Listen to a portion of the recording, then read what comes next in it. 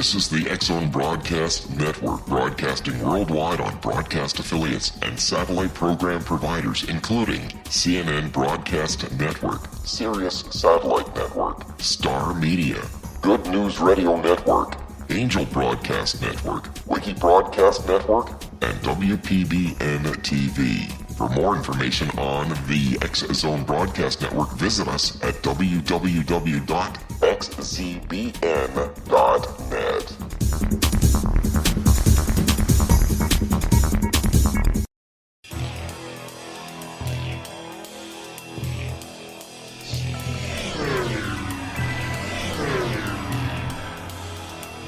This is A Different Perspective with Kevin Randle. A retired U.S. Lieutenant Colonel, Kevin Randle has been studying UFOs for nearly 50 years. Kevin has investigated some of the most famous UFO cases in the world and has been consulted for dozens of documentaries about UFOs. Considered one of the leading experts into the Roswell UFO crash of 1947, Kevin has written more than 25 books about UFOs, including the recently published Roswell in the 21st Century. Now, here is the host of A Different Perspective, Kevin Randle.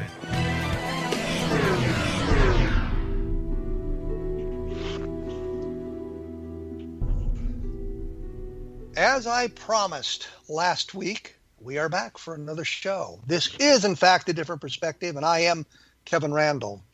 Today, we're going to do something a little bit different. I have as my guest, my special guest, Larry Lawrence. I knew I was going to do it. Larry Lawson. His name is right there on the screen, and we talked about this before we went on the air, and I did it immediately. Hopefully, I have it out of my system. Anyway, my guest is Larry Lawson, and we're going to start this on my program, A Different Perspective, and we're going to complete it on his program. We're going to cover the subject of UFOs. We're going to talk about Paranormal Stakeout, which is his program on the X-Zone Broadcast Network. And if you want to listen to his program, you can take a look at it there, and it's posted on the internet as well. Listen to it on the radio. And so we're going to have a kind of a 2-hour block of instruction, but we're going to begin with UFOs, and then we'll slide into the paranormal and the things that we know about that. Let me say in the beginning, welcome, Larry Lawson. Thank you, Mr. Randle, for having me on the show. It's going to be a fun time, I can tell. And I knew, because we were making jokes about this Larry Lawson, this Larry Lawrence thing, that I was going to do that immediately. I didn't think I would do it quite that quickly. Maybe I have it out of my system now. I doubt it. You do, of course, paranormal research in the state of Florida. Yes, I do. And that involves ghosts and ghost hunting and that sort of thing. Correct. But of course, as you know, we have a very short period here before we have to take our first break. But as you do your paranormal research there, do you come across UFO sightings? Are there sometimes UFOs involved? Because, as we all know, UFOs fall under the umbrella of the paranormal, depending on how you interpret these things. So I was just wondering, do you get a lot of UFO reports in conjunction with your paranormal research? Well, you know, Kevin, lately we have been, and I can't even say just lately. It's been something that has cropped up. There are people in the, shall we say, the ghost paranormal field that have had some significant interactions. Some of them are a little more believable than others. But yeah, it's out there, and there's a couple of different theories about that, and I'm looking forward to talking with you about that. So as you're out there looking at, I guess, the ghost, you do see things that suggest UFOs, and by UFOs here I mean specifically spacecraft as opposed to points of light in the distance. Well, most of the folks that I have dealt with are either seeing, when we're investigating, for example, a cemetery, and there's a spot in particular down here in Florida just south of the big lake, Lake Okeechobee. It's a cemetery, obviously it's outside, and the very qualified investigators that work that area have told me that while they're out there, they are seeing unusual objects in the sky moving in a way that's not normal for an aircraft. And they consider them to be UFOs. There's also folks out there that'll discuss different dimensions. There are some of our folks out there that just absolutely think that ghosts and aliens are connected. So there's dozens of different theories out there, and we've certainly run into investigations where people see something unusual in the sky. There's no doubt about it. Now, why that's occurring, that's going to be open for discussion on our show tonight. Well, I think the interesting thing, though, is, and you brought it up here briefly, is the interdimensional aspect of it. And talking to my colleagues in the UFO field of this, we often say that, you break down the UFO sightings into aliens from other planets, interstellar flight type things, nuts and bolts type things. But there's also discussion, and a lot of people think that there may be some sort of an interdimensional aspect to the UFO phenomenon, which means I guess they would be residents of Earth, but not in our dimension. So we don't interact with them except randomly and periodically and briefly in what we might think of as ghosts. Is that kind of what you're going to talking about there? Exactly, in the ghost side of the paranormal field. And you said something perfect right up front. Paranormal is not just ghosts. It is anything that's outside the norm. And so, yes, we do deal with people believing that ghosts are actually from a different dimension. And if that's the case, why could it not be aliens, I suppose? Let me break in here because we're going to have to take the break. We'll kind of go in this direction when we come back. We will be back right after this with Larry LAWSON and talking about all kinds of paranormal and UFO activity.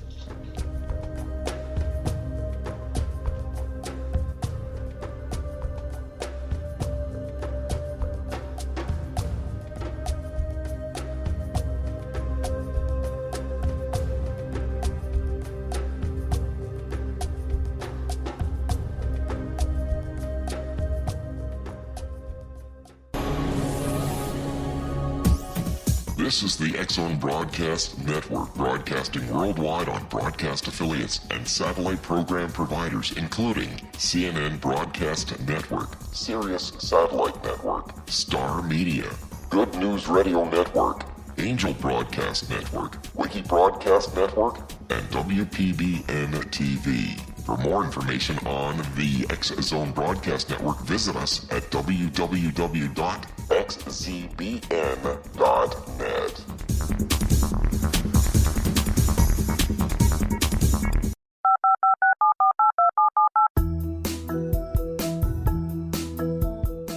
Did you know that when you're on the road with limited data or Wi-Fi, you can still listen to the X-Zone Radio Show with Rob McConnell, The Science of Magic with Gwilda Wiyaka, X-1, Dimension X, Space Patrol, and every minute of the X-Zone Broadcast Network by calling 213-401-0080, courtesy of Audio Now. No smartphone, app, or internet needed. It saves your data plan, and it's free if you have unlimited minutes. Call 213-401-0080 to listen on any phone, anytime, anywhere. Remember, 213-401-0080 for the best of the paranormal, parapsychology, and sci-fi radio programming anywhere, 24/7, 365.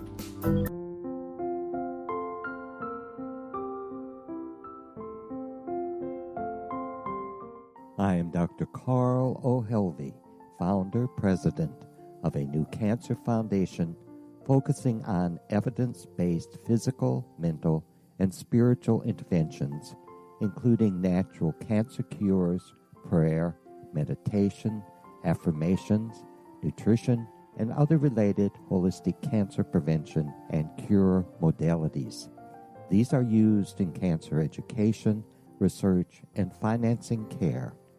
I ask for your help to continue this important work by donating at www.holisticcancerfoundation.com.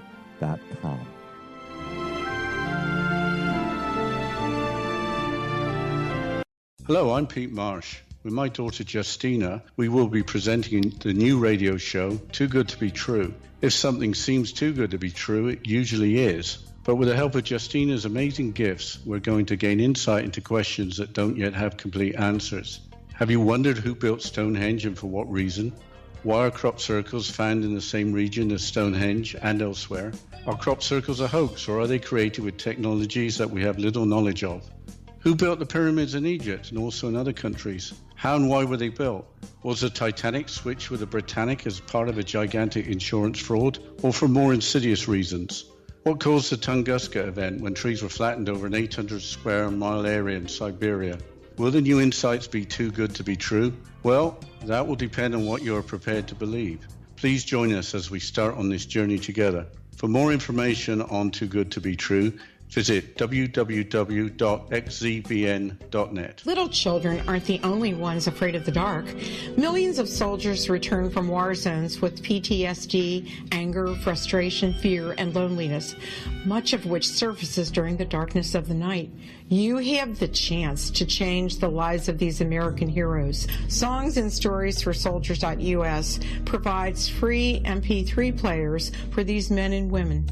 With a list of 3 million songs in 16 different styles, 100,000 audiobooks, and 30,000 old-time radio programs, every veteran can find something to soothe and comfort them at no cost.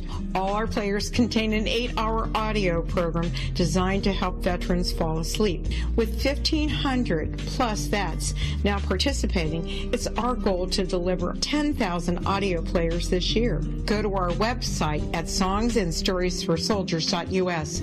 Help us help a veteran make it through the night.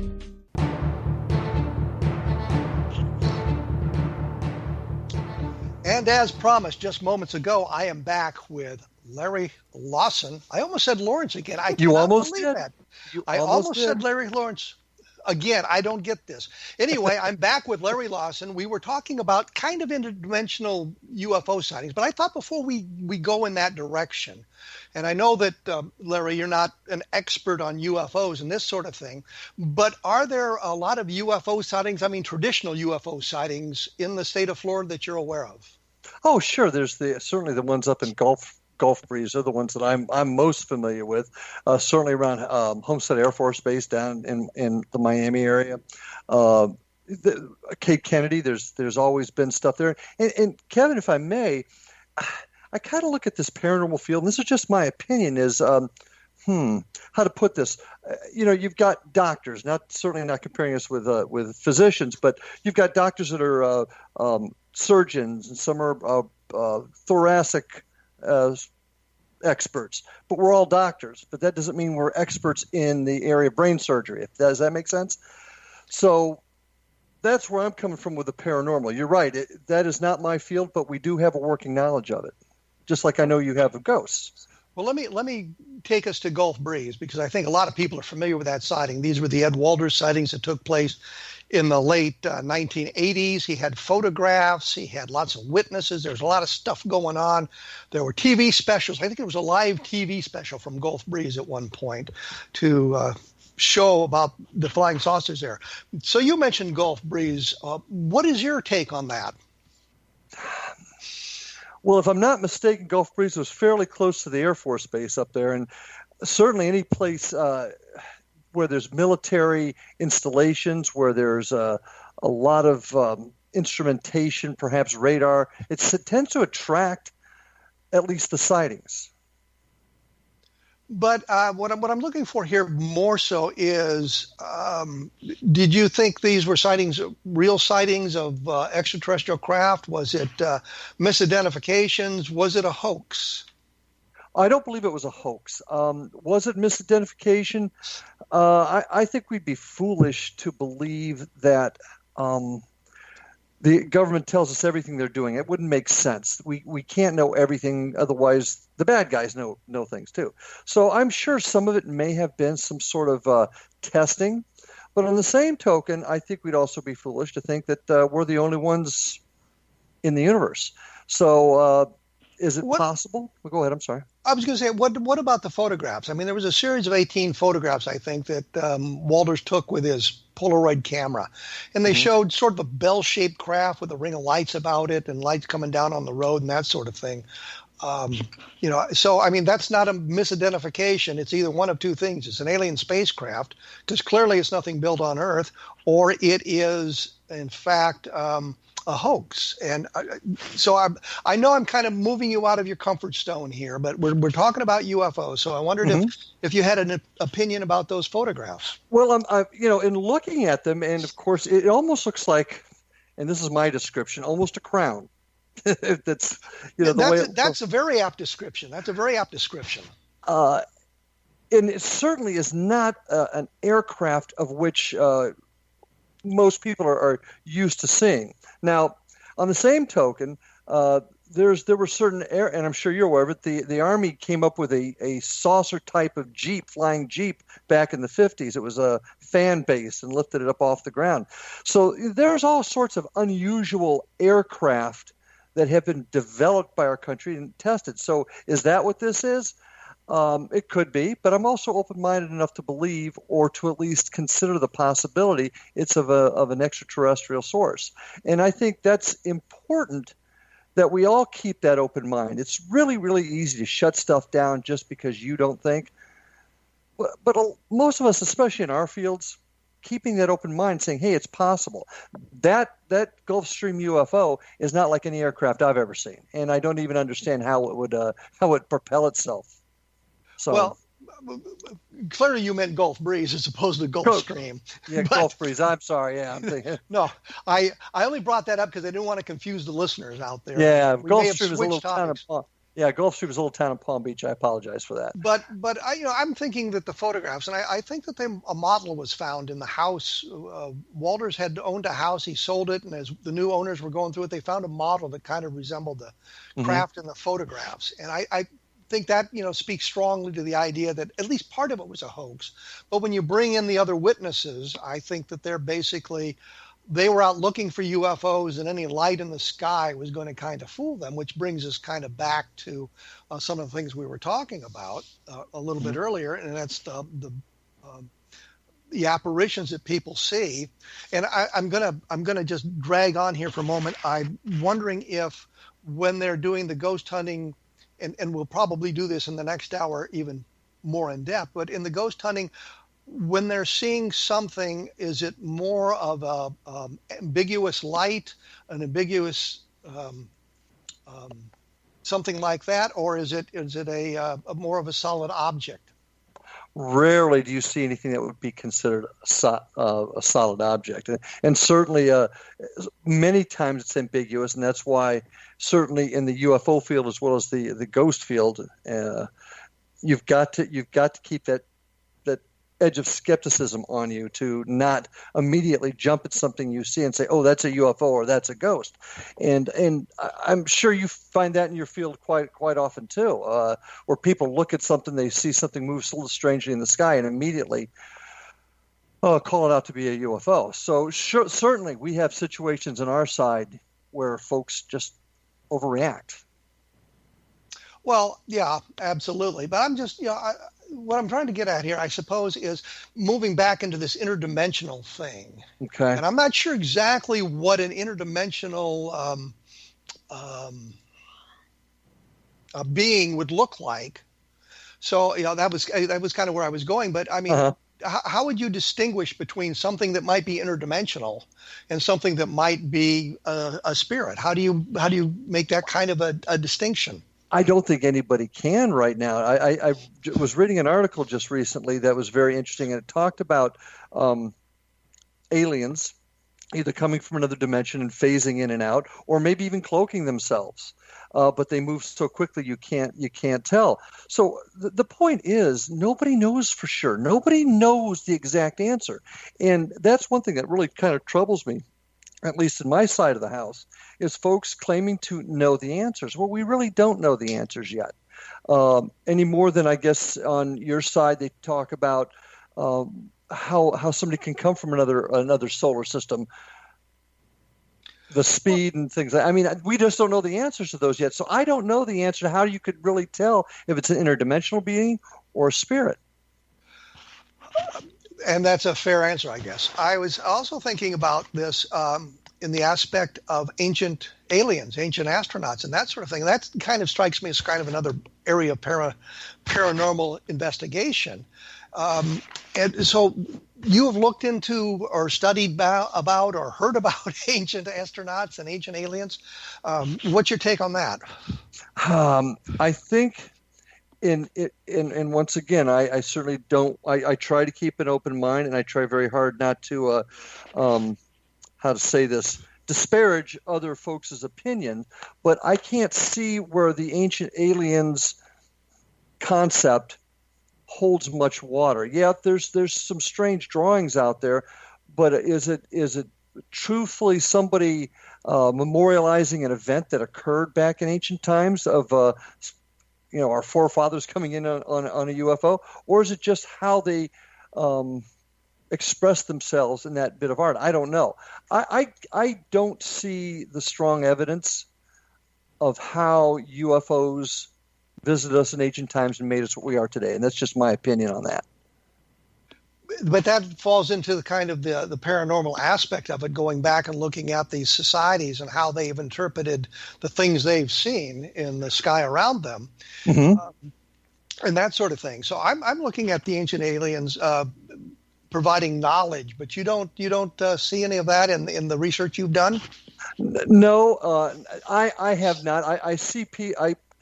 I get the feeling, this is just from my end of it, that folks are reaching for answers. And I see that in the paranormal side too. People are reaching for answers. That's not to say there isn't some solid evidence out there. I just haven't seen it yet to my satisfaction, if that makes sense. So your opinion would be, and here I am putting words in the mouth of Larry Lawrence. Yes, I did that on purpose. Larry Lawson, that the ancient aliens is kind of a misinterpretation of the world around them as opposed to alien visitation. Well, and didn't the many ancient peoples do that same thing? For example, when there was a solar eclipse, which is a totally natural event, they felt it was an evil entity eating the sun to punish them for their wrong deeds. Yes, it's people's perceptions, and I think that's probably what happened back in those days. Now, I hasten to say there are folks that have spent more time researching it than I. Certainly my field is in the paranormal world is ghosts and spirits. And I want to give you a thought on this in just a second. So I'm just giving you my opinion on that. Now, one thing I will mention, I'm going to kind of switch gears in you just a second. If you're going to take the perspective that spirits are the souls of those that have departed, and that there's a spiritual world out there, why would there not be a spiritual world in the alien world? Does that make sense? Well, there was actually an interesting science fiction story that had been done about that, where a fellow with his spaceship was basically chasing Jesus across the universe, and every time he'd get to a planet, it would seem that Jesus had just left there. So that's kind of where we're going with that. But I'm thinking more along the lines of the ancient aliens coming down and providing us with some sort of guidance to move our civilization forward, to advance our civilization, as opposed to looking at it as a spiritual world. I think when we look at our ancestors, they certainly were viewing the world through a, dare I say it, a different perspective than what we were doing, simply because we have a greater scientific knowledge than they do. A meteor, a bright meteor, a bolide would be a rare event and might frighten them, whereas we know exactly what it is. Well, most of us know what it is, and are not frightened by it. But they would talk about a glowing spear across the sky, and we now interpret that as a UFO, a flying saucer. So I'm kind of looking at it from that point of view, and I always wondered why, if they're traveling interstellar distances, they've clearly got metallurgy, something you need to do that, and when they get here, the only building material they have is stone, as opposed to communicating the metallurgy to our ancient relatives. But I just wondered, in the paranormal world, how this ancient alien thing is viewed by those who investigate ghosts and that sort of thing. Do they look at it much? Do they try to interpret it from there?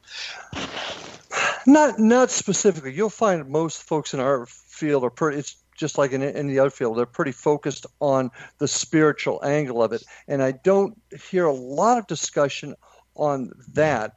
Now, what I do hear some discussion on is the energies that cause spirits to manifest, and the possibility that those energies might attract other beings, such as aliens.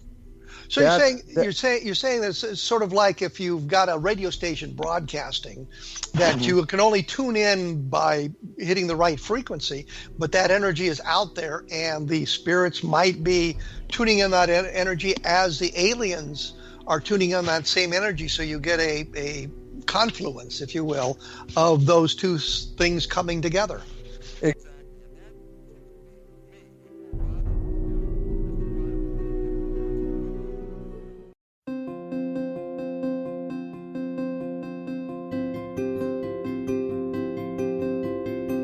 Dreams are our personal gateways into infinite wisdom. Don't miss shamanic counselor and indigenously trained dream decoder Sandra Corcoran's inspiring book, Shamanic Awakening Between the Dark and the Daylight.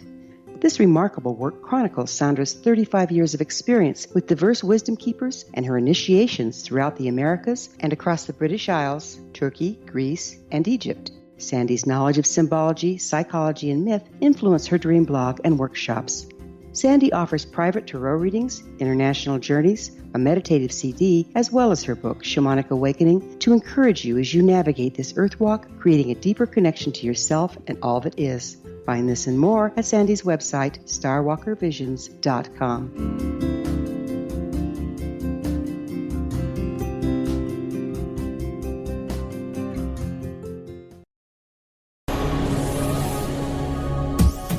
This is the X-Zone Broadcast Network, broadcasting worldwide on broadcast affiliates and satellite program providers, including CNN Broadcast Network, Sirius Satellite Network, Star Media, Good News Radio Network, Angel Broadcast Network, Wiki Broadcast Network, and WPBN TV. For more information on the X-Zone Broadcast Network, visit us at www.xzbn.net.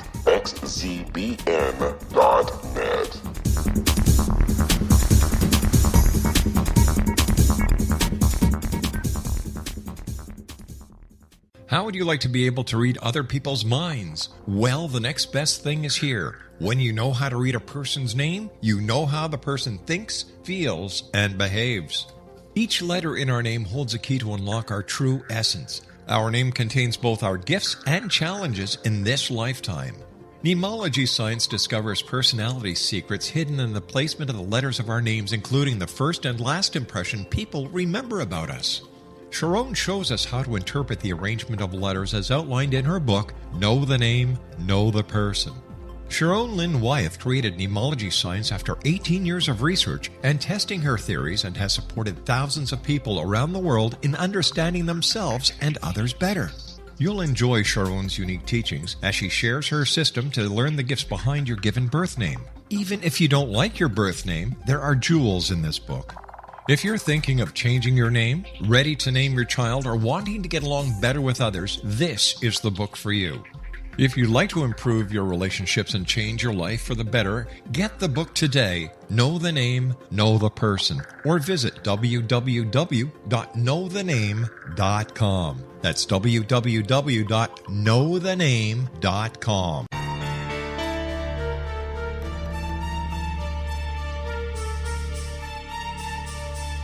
Hello, I'm Justina Marsh, and with my dad Pete, we are going to present a new show called Too Good to Be True. Together, we are aiming to discover more truths about this world and beyond. Do you have unanswered questions about the world?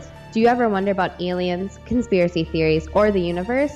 There are many shows discussing subjects such as pyramids or UFOs, but we want to relay this information based on our own research, including from spiritual means. Hopefully, listeners will be helped with their own beliefs and will appreciate the psychic insights that add to the previous research and information. We both look forward to sharing this insight and beginning this journey with our listeners. Visit xzbn.net for more information about when to listen.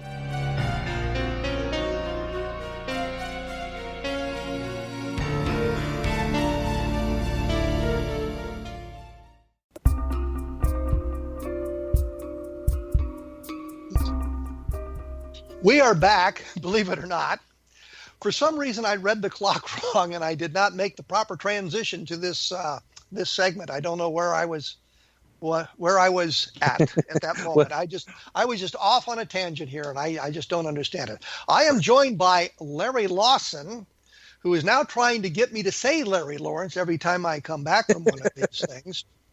And maybe we'll convince him to change his name to something like Larry Owen Lawson. And it will be LOL. Really? Yeah, I had to get that in there. Yeah, anyway, we are back with a different perspective. We were talking a little bit about UFOs and how they are, I guess, impinging on the ghost hunting activities and that sort of thing, and looking for is there a reason why we sometimes get reports of a ghostly phenomenon along with UFO phenomena? That's kind of where we were, and when we went away, I'm not sure we got all of that in before we had to take the break, but we are back with that now. And if you want to hear more about the paranormal, take a look at Larry Lawson's Paranormal Stakeout on the X-Zone Broadcast Network, xzbn.net, and you can scroll down and find his programs and listen to that and the other fine programs on the X-Zone Broadcast Network. Anyway, let's explore this a little bit further. We were talking about the energies that might be associated with the ghostly phenomena being something that would draw the aliens to that, and I was kind of wondering, if you get a lot of UFO reports that look more like spacecraft when you're out involved in these sorts of things, or if that's kind of an unusual phenomena in and of itself. Well, it is, and I got to start off by saying, Kevin, that I don't call this an impingement. I find myself learning from you, and hopefully, on our show, you'll learn a little bit more about my side of the paranormal world, and that's what this is all about. All of us learning a little bit more, making us a little more well-versed in each other's specialties in the field, if you will.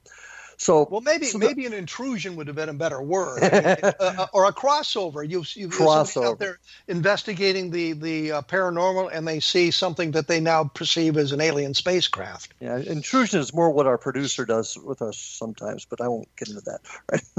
Anyway, you're absolutely right, and I think us learning more about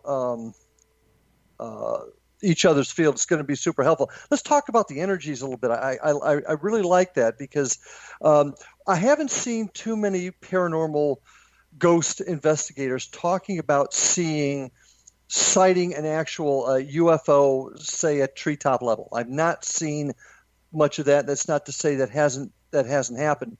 The ones that I have heard talk about it, based upon the descriptions, based upon the fact that I'm a cop and I like solid evidence, I got to question some of it, and certainly I know you get those kind of folks in your field also.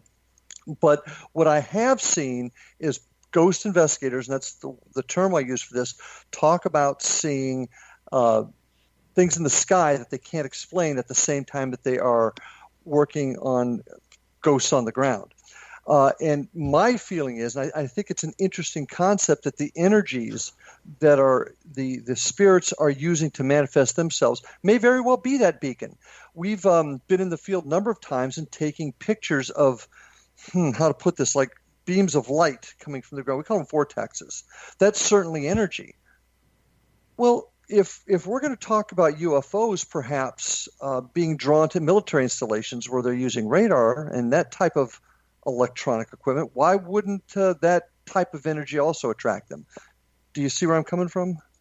Absolutely, but the thing I'm wondering, which is kind of taking us in a little bit different direction, when the investigators perceive what they think of as UFOs now, something in the sky, do they report those ever?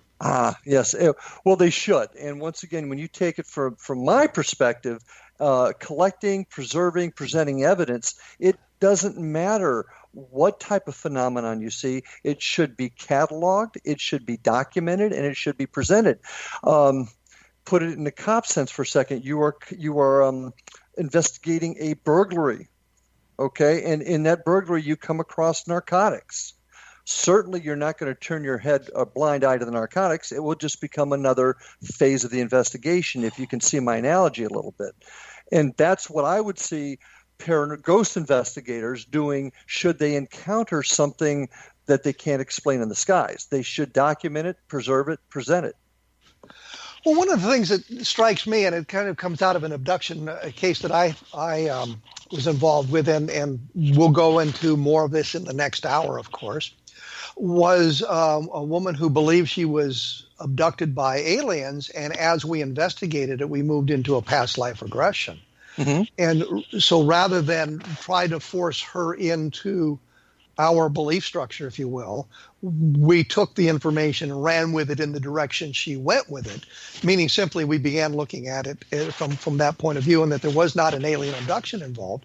And that was what I kind of wondered about in your investigations. If you see a manifestation, whatever it might be, and it becomes clear it's not spiritual in some way, but it's more extraterrestrial, it's more nuts and bolts type thing, do you take it and run with it in that direction, or do you merely say, well, that is not our field of investigation, let somebody else worry about it? And that is actually an excellent question. I have not personally experienced that or been in a position where that was a necessary decision to make. A little bit different. Most of our investigations traditionally are indoors. Yes, we do some outdoor work. When you're dealing in certain places, you may be dealing with some sort of elementals, nature spirits, you'd be outside. Cemeteries, you may be outside. But generally, a lot of our work is done indoors inside of buildings that are purported to be haunted.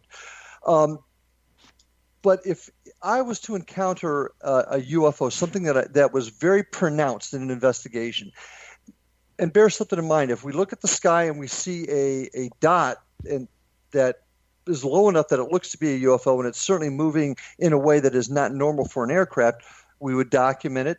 Probably what I would recommend is contacting somebody in your field to go over the evidence. Just like our conversation tonight, I'm learning quite a bit about the UFO field in our discussion here. Well, certainly I'm not an expert, so I would take that evidence and I would go to somebody with your background. And in doing that, I continue to learn. And that's what we're all about when it comes to Paranormal Unity, is we're learning a little bit about each other, and that's the direction I would take. But you got to understand, most of the time we are indoors. So that does create a little bit of a difference. Now, but here's the problem I would have with that, and it's simply this. In the abduction phenomenon, and I'm not a big proponent of the abduction phenomenon, but the reports are that the aliens come into the house. Mm-hmm. So you have people who talk about alien abduction and say that the aliens came in and took them out of the house in some fashion. So how would you distinguish between something like that and a manifestation of a spirit? Wow, now that's also another really good question, and that comes to training. And this is a topic that I've spent some time on, training our people to be more cognizant of that possibility. Certainly, if we were to come across a person that, for example, says that the spirit possessed them or somehow entered their body, and that does happen on occasion. And once you've weeded out any possibilities of any type of organic problems with the person, in talking to them, in interviewing them, interviewing skills are vital in both of our fields, and finding out exactly what it is they saw, felt, experienced, and continue with that interview and investigation, it could lead us to an abduction scenario. That's certainly possible. I'm certainly not saying that can't occur. I haven't experienced it, and maybe it's because my eyes weren't open enough. So there's a possibility that when you're investigating a ghost, especially the way things are being described, it's possible that the person is really describing an alien abduction as opposed to a ghost phenomenon, but you have no way to discriminate between the two. We don't have that kind of technology yet, and that's one of the big reasons why nobody's been able to say, okay, this is a ghost for this reason, and this is why they're appearing before us. I mean, there are philosophies out there right now that talks about aliens because of many people feel that they're here on this planet now. Perhaps they are cloaking themselves in an attempt to hide themselves, and every once in a while they phase into view and phase out. Are we mistaking those for ghosts? I don't know. I don't know how right now we would be able to distinguish that, to be quite frank with you. There's also issues of the dimension. Now, let's say if you were to take the theory of dimensions kind of crossing and phasing in and out from each other, is that what's happening? We don't know yet. And that's where we really we've got to get away, and I'm going to talk about my field briefly. We got to get away from the thrill of, oh, I heard a noise, it's a ghost. And we got to get more into, why did we hear the noise? What was the noise? What was the source of it? How did it occur, rather than just getting excited about hearing it, if that makes sense. Well, then you've not really developed a protocol for distinguishing between what might possibly be an alien abduction and might possibly a ghost, which moves us into a different perspective. It does. To coin a phrase, which is the phenomenon of sleep paralysis, which is this idea that you are either just going to sleep or you're just waking up and you cannot move. You feel that there's some kind of an entity in the room. Eventually, you can break the paralysis. You either move or something. The paralysis breaks, and you can go on. You can get up. You can do whatever you were going to do, but that would seem to me that would cause a great deal of problem with not only you as a paranormal researcher, but it causes a great deal of problem for us as abduction researchers or UFO researchers, because this is a natural phenomenon that was not really understood until the last 15 or 20 years, giving us a false perception of what's going on around us. Well, I disagree that it would cause us a problem. I guess it would, in the sense that we're trying to prove either one of our two theories. But on the same token, we as investigators have to be willing to follow the evidence where it goes. And if that means that sleep paralysis is the cause of, I don't know, pick a number, 90% of these types of events, then we have to take that seriously, because we have to be willing to not only prove what we believe in our hearts, but also if the evidence takes us to disprove it, we've got to be willing to accept it.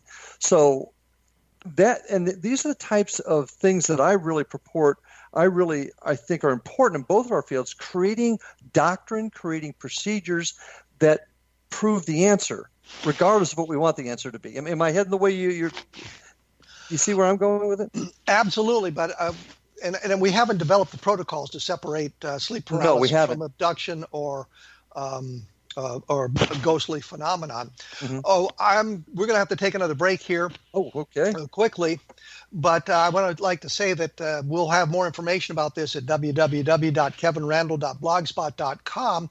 And I have explored the question of sleep paralysis and alien abduction on the blog a number of times for those of you who are interested in looking at that and what some of the information about it is. In fact, I've debated Bud Hopkins on the problem as well, and what his research has shown and how some of that may have been instances of sleep paralysis. Once again, that's www.kevinrandle.blogspot.com, and take a look for Larry Lawson's program, The Paranormal Stakeout, at xzbn.net, so you can hear the other part of our conversation tonight, but some of the other things that he's explored on his program, dealing with the paranormal, with the ghosts, and that sort of thing.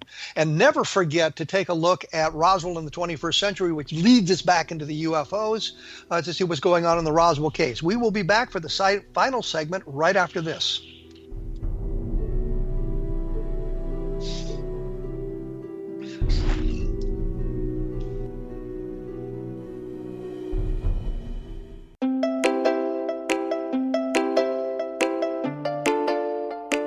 Are you curious? Do you want to learn more about how the world works and have fun at the same time?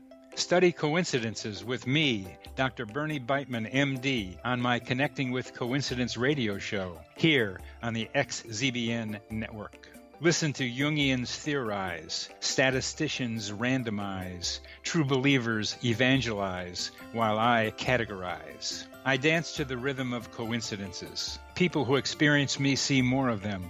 Maybe something on the show matches a thought in your mind. Let us know. Expand your mind to the weirdness happening around you. Synchronicity spoken here, there, and everywhere. For more information, put Connecting with Coincidence in your search engine and find my website, my social media sites, and my blog.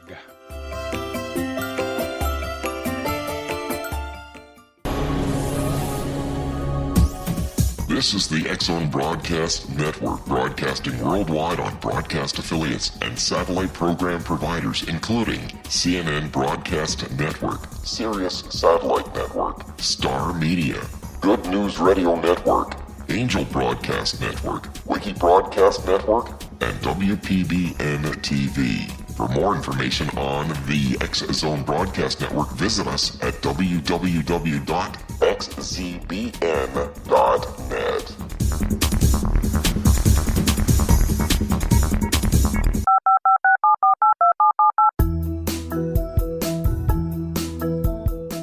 Did you know that when you're on the road with limited data or Wi-Fi, you can still listen to the X-Zone Radio Show with Rob McConnell, The Science of Magic with Gwilda Wiyaka, X-1, Dimension X, Space Patrol, and every minute of the X-Zone Broadcast Network by calling 213-401-0080, courtesy of Audio Now. No smartphone, app, or internet needed. It saves your data plan, and it's free if you have unlimited minutes. Call 213-401-0080 to listen on any phone, anytime, anywhere. Remember 213-401-0080 for the best of the paranormal, parapsychology, and sci-fi radio programming anywhere, 24/7, 365.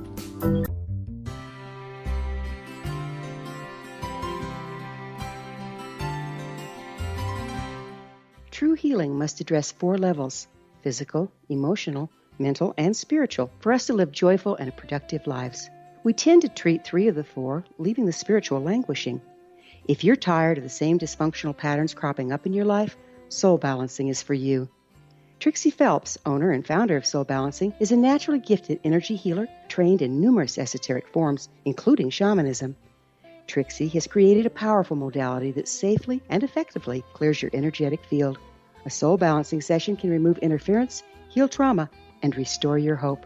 Contact Trixie for a life-changing long-distance session today, www.soulbalancing.world.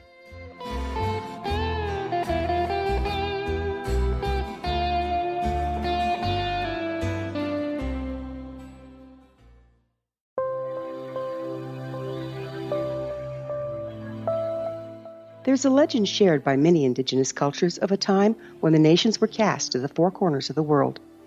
Each nation was given a body of sacred knowledge that held a different portion of the truth to preserve.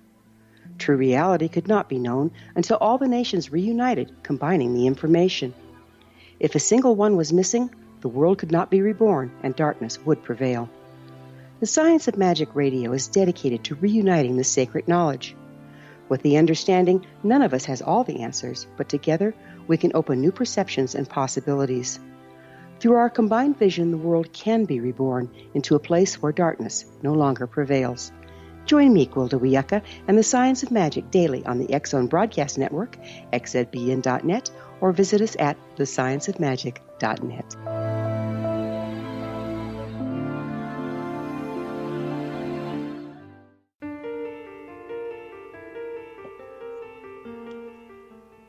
And we have returned after what it turned out to be a much longer break than we expected.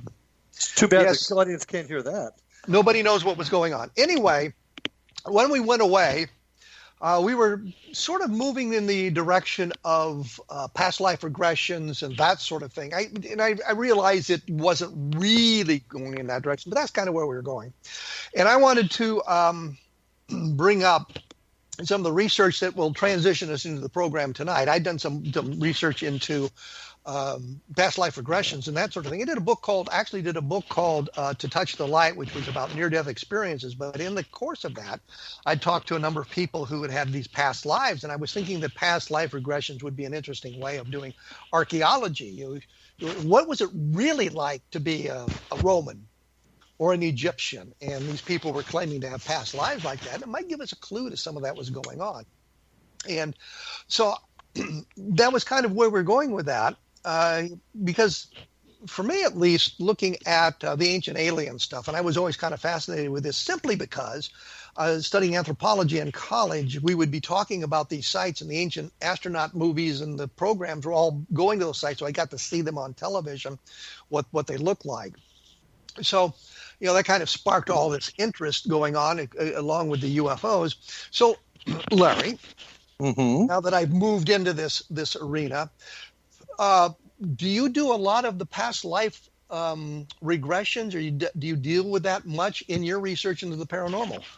Well, you kind of have to, because the past life regression kind of opens the door into that spiritual world that many feel. Let me back up just a little bit. The answer is yes. You're going to find several different types of folks in the ghost field, if you will. Some are believe that there's a spirits going to heaven or going to hell. Some believe it's just a continuation of humanity as we go through spirit changes to human form and whatnot. So past life regression becomes a very important part of that, and there's some really, really good reading on it too, and it does help us kind of get an idea of maybe where the spirits are coming from and where they're going. Does that make sense? When you're looking at the past life regressions, we're actually talking about reincarnation here. Yes, we are. Person Absolutely. Living in a number of different time periods. Mm-hmm. And I know, according to some of the research I've done or some of the things I've heard, that the church actually cut out references to reincarnation out of the Bible. So there were some things in the Bible that suggested reincarnation. And I hesitate to bring that up because I'm afraid I'll offend some of the listeners about that. But I mean, this is true. The Bible is not it was edited. Frankly, it was edited and some of the things were left out. But we're looking at past lives. Do you accept the idea of these past life regressions as being authentic, or are you thinking that it might be something else that's being drawn upon? Okay, that's a very, very interesting question, because from a law enforcement officer standpoint, I have seen folks in the psychoanalysis field, psychiatry field, and sometimes not even purposefully, I want to make sure that's clear, sometimes encourage people to remember things that perhaps didn't occur, but by accidentally at times, and maybe even sometimes purposely, suggesting things, they come up with answers from the past. So that's a possibility. On the flip side, wouldn't that be a therapeutic activity? A way of treating somebody's problems, whether it's a psychosis or even a phobia or something like that. Wouldn't that be a therapeutic strategy? Absolutely. And in my field of specialty, which is crimes against children, that's been a very successful tool in helping folks that have repressed memories, suppressed memories, into getting them out and dealing with it so that they can continue on with their lives. It's a very, very helpful tool. But sometimes, if not done properly, it can suggest. So what I'm saying is, while yes, it's helpful and done appropriately, it can open up new doors to an individual that's been hurting for some reason they don't know why. But on the same token, not done correctly, it can cause more harm than good. So yes, the simple answer to your question is yes, it can be very helpful. But the ancillary question would be simply, do you accept the past lives that some of these people are talking about as being authentic? Wow, that's been a hard one for me personally, but the evidence keeps growing that there is something out there that can't be explained. And if you read some of the stories, hear what some people say, you can't deny the sincerity of these folks. And if you know their backgrounds well enough, you know that they're not making it up, nor has it been suggested to them. So it's been a tough one for me, but I'm definitely coming around to that, where I think that's a distinct possibility. Why it's occurring, the jury's still out, but I'm embracing it, shall we say? So let me rephrase to see if I've got this right. You're suggesting that some of these past lives are real. These people actually experience these past lives. Yeah, I think some of it is undeniable based upon the evidence. And I'm an evidence-based individual. So based upon what's coming out, I find it hard to disprove it. At the very least, my mind has become more open to it than it was 5 years ago. Well, we were kind of starting out with UFOs, and that was kind of where we wanted to go and talk about how the paranormal looks at UFOs, and you're looking at it from a different perspective. And I just love the way I can keep using that term here. That's good, great advertising, man. Absolutely. About that, And so we've transitioned from the UFOs into something that is sort of related to UFOs. And I mentioned the woman who talked about being abducted and moved it into. We didn't move it into. She actually moved it into a past life regression. And I think we'll talk quite a bit about that in the other segment of the program on your show, which is of course the Paranormal Stakeout, which is available as I say on the xzbn.net website. You can take a look at that and listen to what we have to say about that later on. But this, I think, evolved into a book that I called Conversations. And I was always a little bit ambivalent about this thing, whether or not it was true, in the sense that, I mean, she truly believed what she was saying to us, but that doesn't mean it was necessarily based in reality. Is that something that you run into as well? Absolutely. And it's in the law enforcement field, we constantly deal with individuals that have a sense of reality that may not fit into the norm, shall we say. And there's no question there are folks that truly, truly believe something that's happened based upon whatever's going on in their lives, what other issues they have with themselves, and they believe it, even though it's proven category not to be true. On the same token, there are some folks that will provide these types of stories that the evidence just is overwhelming based upon their background, their history, and they've discussed what has happened to them, and you listen to it, and you read the dossier, and you realize this person couldn't be making this up. So, go ahead. But isn't there a sort of an osmosis process here? What I'm saying is that we're surrounded by all this information now, whether it's on the television, people talking. I mean, we're bombarded with information 24 hours a day practically. We have the internet and all of this going on. Isn't it possible that a lot of these people who are thinking they're experience of past life has kind of gleaned the information from the atmosphere around them, and it sounds plausible simply Absolutely. Absolutely, and that's when it becomes incumbent upon the investigator and the person doing the past life regression work, whether it's a hypnotherapy or whatever, to do it properly, look at the evidence, and glean through it carefully. Yes, it's absolutely possible. It happens. It doesn't just happen in the paranormal world. It doesn't happen in past life regressions dealing with UFOs. It happens with victims of crimes. Sometimes they're heavily influenced by what's around them, and that's why we have to be so careful as to how we ask the questions, how we do the research on the individual and what they're saying.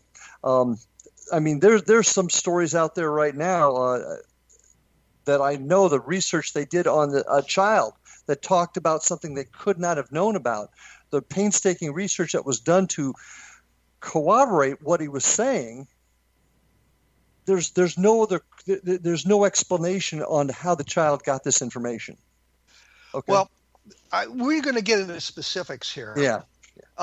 In the next hour, which will be on the Paranormal Stakeout, so that you'll have to look for that. But we'll talk about specifics on that, so that people can take a look at it on the web or whatnot and see if the information is accurate. And we'll take a look at two of the books that I did, To Touch the Light, which deals with near-death experiences, and there was information about past lives in there, and a book I did called Conversations, which is strictly about this woman's journey through her past lives, if you will, and what she said about that. So we'll do that on Paranormal Stakeout, which will be the other segment, and Larry Lawson will be the one running the conversation at that point rather than me. So maybe you won't hear me as much. I don't know. But for more information about what we've talked about here on this program and what's coming up later, take a look at www.kevinrandle.blogspot.com. And if you have trouble, look at xzbn.net, look for Larry Lawson, look for the Paranormal Stakeout and that sort of thing. And I will be back on the show talking about other aspects. We haven't locked it down yet, and I'm hoping to get the woman with the information about Oak Island on here very shortly, so we can I want to listen to that show. So we will do that. And when you get a chance, take a look at the book Roswell in the 21st Century, which deals with a sort of a cold case investigation of the Roswell case after 25 years, 30 years, 40 years of the stuff that has been put out about that. And I think that you'll get a a different perspective about the Roswell case and that sort of thing. So I will be back by myself with a different guest in 167 hours, and I will be joining Larry Lawson on his program, The Paranormal Stakeout. So that's where you will hear from me next. So keep a sharp ear out and listen for the programs on the X Zone Broadcast Network. Thank you.